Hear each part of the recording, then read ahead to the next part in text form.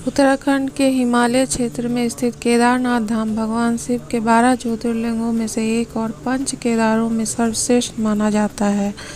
यह धाम न केवल अपनी आध्यात्मिक महिमा के लिए प्रसिद्ध है, बल्कि इसकी स्थापना और इतिहास भी अत्यंत रोचक और पौराणिक घटनाओं से जुड़ा हुआ है। इस कथा का संबंध महाभारत के युद्ध के बाद पांडवों की आत्मशुद्धि और भगवान शिव की दिव्य लीला से है। महाभारत युद्ध के बाद पांडवों का पश्चाताप। महाभारत का भीषण युद्ध समाप्त हो चुका था। पांडवों ने कौरवों को पराजित कर दिया था, लेकिन यह विजय उन्हें आनंद नहीं दे रही थी।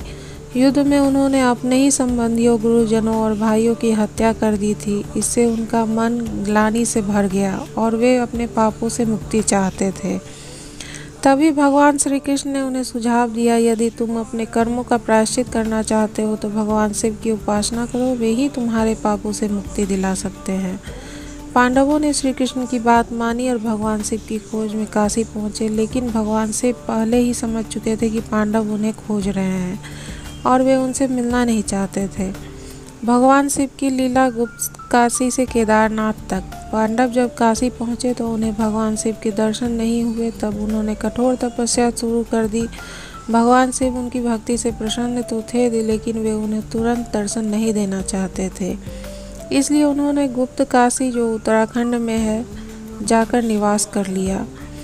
लेकिन पांडवों को जब यह बात पता चला तो वे गुप्त काशी पहुँचे। भगवान शिव ने फिर वहाँ से प्रस्थान किया और वे केदार क्षेत्र, जो आज केदारनाथ के नाम से प्रसिद्ध है, वहाँ चले गए। भगवान शिव ने केदारनाथ पहुंचकर एक बैल का रूप धारण कर लिया और अन्य गाय बैलों के झुंड में शामिल हो गए, ताकि पांडव उन्हें पहचान न सके। भीम ने पकड़ा भगवान शिव का पृष्ठभाग। पांडवों ने जब केदार क्षेत्र में प्रवेश किया तो उन्होंने देखा कि वहाँ कई बैल घूम रहे थे। युधिष्ठिर ने कहा, भगवान शिव हमारे पापों के कारण हमसे बचने का प्रयास कर रहे हैं, हमें उनकी पहचान करनी होगी। भीम ने एक योजना बनाई। उन्होंने विशाल शरीर धारण करके 2 पहाड़ों के बीच अपने पैर फैला दिए और सभी बैलों को वहां से गुजरने दिया। सभी बैल गुजर गए, लेकिन एक बैल बीच में ही रुक गया। भीम को संदेह हुआ कि यही भगवान शिव है। उन्होंने तुरंत बैल के पीठ को पकड़ लिया। तभी बैल अचानक धरती में समाने लगा। भीम ने पूरी शक्ति लगाकर बैल को पकड़ने का प्रयास किया, लेकिन वे केवल उसकी पीठ का ऊपरी भाग पकड़ पाए। भगवान शिव ने देखा कि पांडवों की भक्ति सच्ची है, तो वे अपने वास्तविक रूप में प्रकट हो गए। उन्होंने पांडवों को दर्शन दिए और कहा, हे पांडवों, तुम्हारे युद्ध में संलग्न होने से जो पाप लगे हैं वे सब अभी समाप्त हो जाएंगे। यह स्थान अब से मेरा निवास स्थान होगा और इसे केदारनाथ के नाम से जाना जाएगा। भगवान शिव के आशीर्वाद से पांडवों को मोक्ष प्राप्ति का मार्ग मिला। भगवान शिव के अन्य अंगों का प्रकट होना, पंच केदार की उत्पत्ति। भगवान शिव जब बैल के रूप में अंतर्ध्यान हुए तो उनके शरीर के अन्य भाग अलग अलग स्थानों पर प्रकट हुए। इसी कारण उत्तराखंड में पंच केदार की स्थापना हुई। केदारनाथ, जहाँ भगवान शिव का पृष्ठभाग प्रकट हुआ, रुद्रनाथ जहाँ उनका मुख प्रकट हुआ, तुंगनाथ जहाँ उनकी बाहें प्रकट हुई, मध्य महेश्वर जहाँ उनकी नाभिक भाग प्रकट हुआ, कल्पेश्वर जहाँ उनके जटा प्रकट हुई। इन सभी स्थानों को भगवान शिव के पवित्र धाम माना जाता है और यहाँ आज भी उनकी पूजा होती है। पांडवों का हिमालय में प्रस्थान और स्वर्गारोहण। भगवान शिव के दर्शन के बाद पांडवों का हृदय हल्का हो गया। वे समझ गए कि अब उन्हें इन सांसारिक मोह से मुक्त होना होगा, इसलिए उन्होंने हिमालय की ओर प्रस्थान किया। युधिष्ठिर, भीम, अर्जुन, नकुल और सहदेव धीरे धीरे स्वर्ग रोहिणी मार्ग से स्वर्ग की ओर बढ़ने लगे। द्रौपदी भी उनके साथ थी। मार्ग कठिन था और एक एक कर सभी पांडव इस यात्रा में गिरते चले गए। अंत में केवल युधिष्ठिर बचे, जो अपने सच्चे और धर्मपरायण जीवन के कारण शरीर सहित स्वर्ग को प्राप्त हुए। केदारनाथ मंदिर का निर्माण। भगवान शिव के आदेश से पांडवों ने केदारनाथ में एक भव्य मंदिर की स्थापना की। यह मंदिर हिमालय के ऊंचे पहाड़ों के बीच स्थित है और इसकी दिव्यता को देखकर यह स्पष्ट होता है कि यह कोई साधारण स्थान नहीं है। कालांतर में आदि शंकराचार्य ने इस मंदिर का पुनर्निर्माण किया और इसे सनातन धर्म का एक महत्वपूर्ण तीर्थ स्थल बना दिया। यह मंदिर आज भी श्रद्धालुओं के लिए एक मोक्षदायिनी भूमि के रूप में प्रतिष्ठित है। केदारनाथ की दिव्यता और चमत्कार। केदारनाथ मंदिर प्राकृतिक आपदाओं से सुरक्षित रहता है। 2013 की विनाशकारी बाढ़ में जब पूरा क्षेत्र जलमग्न हो गया था, तब एक विशाल शिला मंदिर के पीछे आकर रुक गई, जिसने मंदिर की रक्षा की। शिवलिंग का दिव्य स्वरूप। केदारनाथ का शिवलिंग स्वाभाविक रूप से पिरामिड आकार में है और यह स्वयंभू है। इसे किसी ने नहीं बनाया है, बल्कि यह भगवान शिव की दिव्य उपस्थिति का प्रमाण है। मंदिर के कपाट केवल 6 महीने खुलते हैं। हर साल अक्षय तृतीया के दिन केदारनाथ मंदिर के कपाट खुलते हैं और भैया दूज के दिन बंद हो जाते हैं। बाकी 6 महीने भगवान शिव की पूजा उखी मठ में की जाती है। केदारनाथ भगवान शिव का वह धाम है जहां हर भक्त को दिव्यता और मोक्ष की अनुभूति होती है। यह कथा हमें सिखाती है कि सच्ची भक्ति और पश्चाताप से भगवान शिव अपने भक्तों के दर्शन अवश्य देते हैं और उन्हें मोक्ष प्रदान करते हैं। बद्रीनाथ धाम की कथा।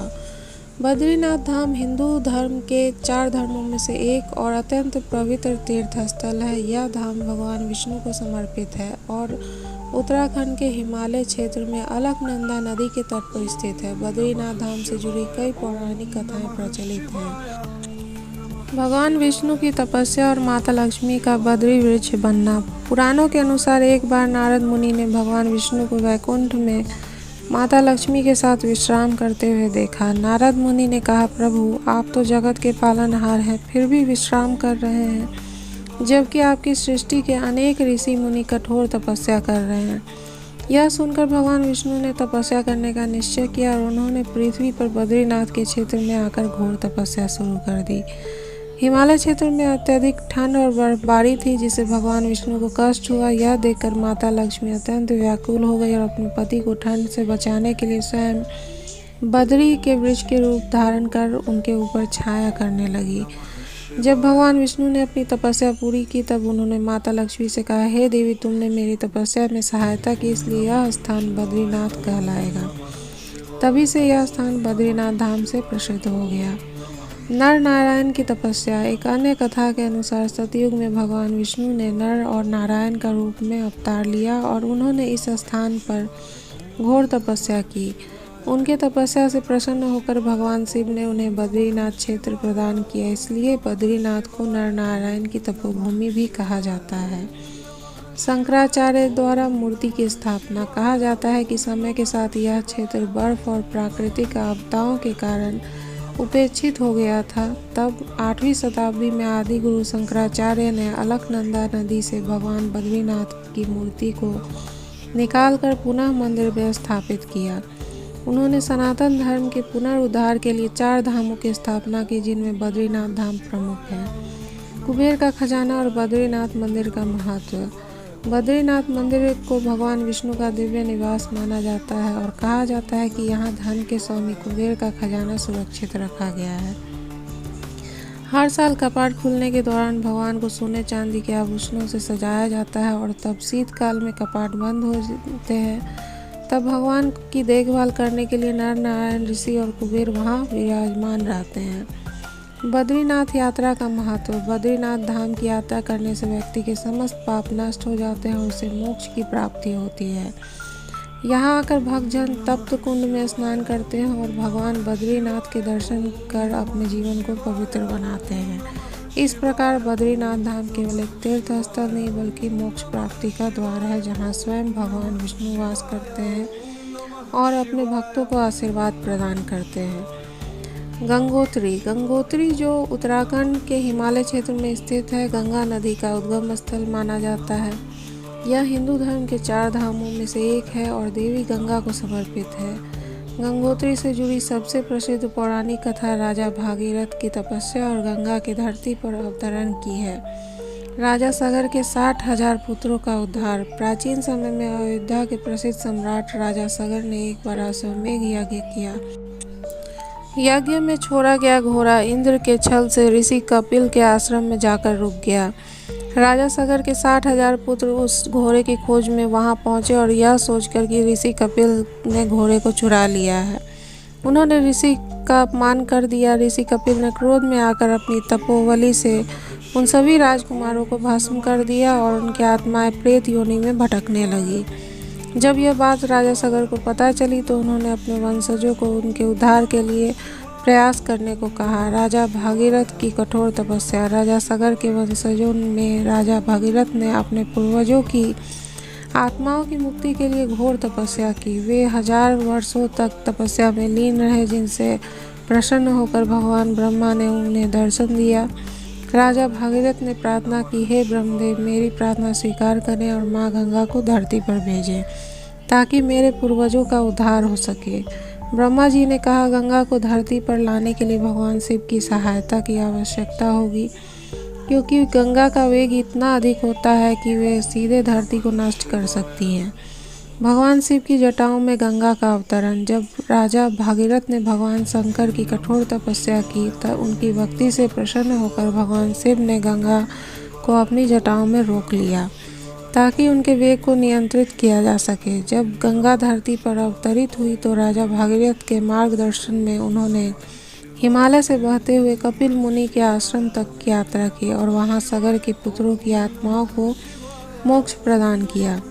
गंगोत्री का महत्व। गंगा के इस दिव्य अवतरण का स्थल गंगोत्री कहलाया। यहाँ बहने वाली गंगा को भागीरथी नदी के रूप में भी जाना जाता है। गंगोत्री धाम में स्थित गंगोत्री मंदिर इस पौराणिक कथा की स्मृति में निर्मित किया गया है। गंगोत्री की यात्रा करने और यहाँ के पवित्र जल में स्नान करने से व्यक्ति को मोक्ष की प्राप्ति होती है। यही कारण है कि गंगा को मोक्षदायिनी कहा जाता है।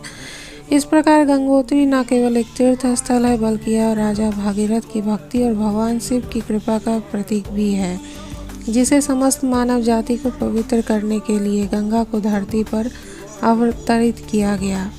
यमुनोत्री।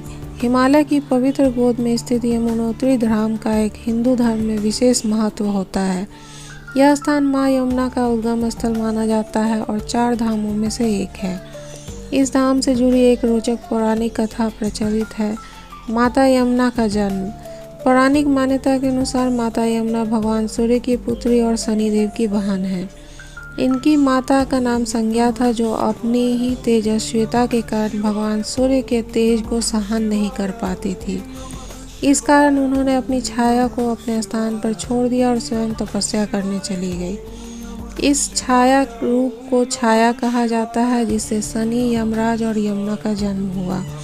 यमुना को बचपन से ही अपने भाई यमराज से अत्यधिक प्रेम था। उन्होंने यमराज से वचन लिया कि जो भी उनकी पूजा करेगा और यमुनोत्री के पवित्र जल में स्नान करेगा, उसे यमलोक में जाने के बाद कठिन यातनाओं का सामना नहीं करना पड़ेगा।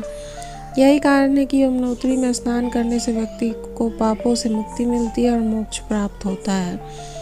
अष्टी मुनि की तपस्या। एक अन्य कथा के अनुसार अष्टी मुनि नाम एक ऋषि इस पवित्र स्थान पर तपस्या किया करते थे। वे अत्यंत भक्तिमान और भगवान विष्णु के परम उपासक थे।